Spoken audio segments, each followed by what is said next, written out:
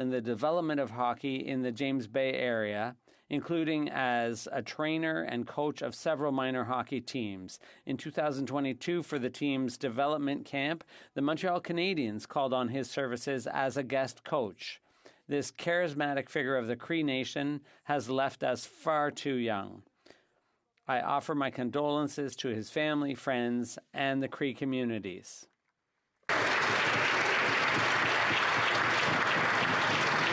J'aimerais remercier tous les députés pour...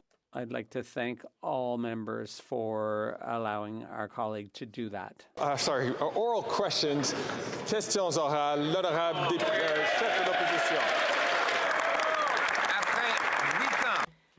After 8 years of this Prime Minister, we know that he's just not worth the cost.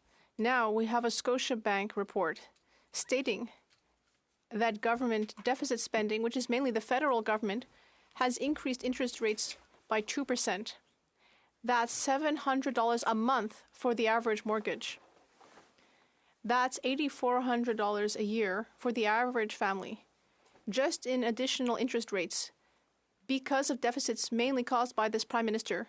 Will he present a plan today to balance the budget and reduce interest rates so Canadians can keep their homes? The Right Honourable Prime Minister. Mr. Speaker, we know what the Conservative Party's approach is: austerity and cuts. We, on the other hand, are investing in housing. We are investing to ensure that Canadians find life more affordable. We know that this is a difficult period for Canadians, but the solution is not austerity and cuts. It is strategic investments to support families, to create the jobs of tomorrow, and to build hundreds of thousands of new housing units in the years to come. L'honorable chef de l'opposition. Austerity and cuts are exactly what Canadian families are living today. 7 million of them are cutting meals because they can't afford food prices after he's inflated them. And many are cutting homes and forced to live in tents because mortgage rates have risen so fast under this Prime Minister's deficit. Scotiabank now calculates government deficits are adding 2 full percentage points to the rates. That's $700 per month in higher mortgage payments.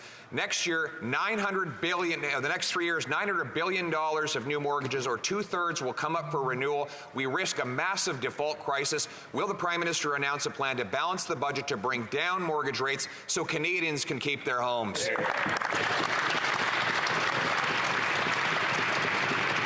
The Right Honourable Prime Minister. Mr. Speaker, we've seen this movie before. The Conservative politician's approach to facing challenges is always cuts and austerity. He recognizes, like we all do, that Canadians are facing difficult times, and his solution is for the federal government to do less, to invest less in Canadians, to be there less to support Canadians. That is not what we're going to do, Mr. Speaker. Over the past number of months, we've announced the construction of over 100,000, 200,000 homes across the country. We're delivering support for people and buying groceries with greater competition, and we're moving forward with clean jobs into the future, whether it's manufacturing with Stellantis or Volkswagen, whether it's resources. We're moving forward to support workers. Hear, hear. L'honorable chef de l'opposition. What we're proposing is for the government, the federal government, to do less damage and cost less money so that Canadians don't have to live in austerity and cuts like they are today. Today we found out that rent rose faster in October than in any month in 40 years. The Prime Minister's solution to that? Quadruple the carbon tax. Quadruple the carbon tax?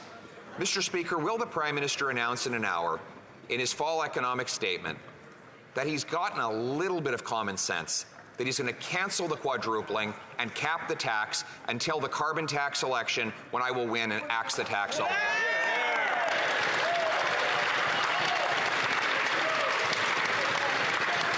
Le très honorable Premier ministre. Mr. Speaker, our solution to Canadians who are having trouble affording housing is to build more housing, is to invest in working with municipalities to unlock more homes built, to bring down rents. These are the investments we're making. But, Mr. Speaker, it's interesting that the Leader of the Opposition talks about the damage we're doing to Canada by delivering $10 a day childcare, the damage we're doing to Canada by delivering dental care to kids who can't afford it, the damage we're doing to Canada by continuing to step up for seniors by protecting their pensions. If that's damage, then we really see what the Conservative leader is made of.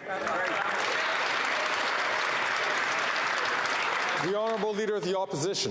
Mr. Speaker, the Prime Minister is forcing Canadians to give $15 billion to one battery plant that we now learn is going to employ 1,600 foreign workers with Canadian tax dollars. Now, $15 billion works out to $1,000 in federal taxes for every single family in Canada. You would think that he would have read the contract he signed with this multinational company.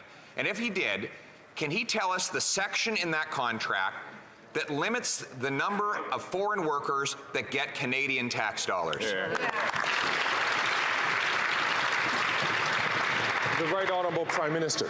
Mr. Speaker, it is, even for having watched this Leader of the Opposition in his almost 20-year political career, it is still astonishing to see the way he will choose to use any misinformation to score political points. The fact of the matter is, Mr. Speaker, he opposes the investments in manufacturing in Canada. He opposes the Stellantis deal to create EV batteries. He opposes the Volkswagen deal that's going to create up to 30,000 direct and indirect jobs in St. Thomas. He continues to stand against a plan to grow great jobs into a net zero future, and he'll use any fake excuse to try and advance that cause.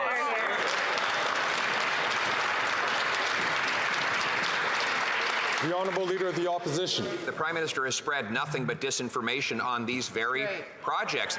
He was billions of dollars in underestimating the original cost before the shovels were even in the ground. He claimed the thing would pay itself back in 5 years. Now we know it's 20. And now we've learned that the majority of the jobs are going to go to foreign workers. That's right. Struggling single moms and seniors will pay $1,000 in taxes, mostly to pay the wages of foreign workers who will not even keep the money here. Why does he so thoroughly disdain and disrespect Canadian workers that he wants to send their money to another country?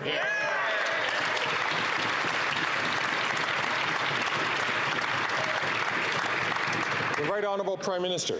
Mr. Speaker, that is flat out false, and it is a kind of fear-mongering from the Leader of the Opposition Canadians are seeing almost every single day. Mr. Speaker, these are thousands of good jobs for Canadians because this government has stepped up to reinvest in manufacturing. After decades, after years of neglect under a Conservative government, we are stepping up to deliver for Canadians. We are delivering a strong future into a net zero world, and this Leader of the Opposition is wanting to take us back to the Stone Age.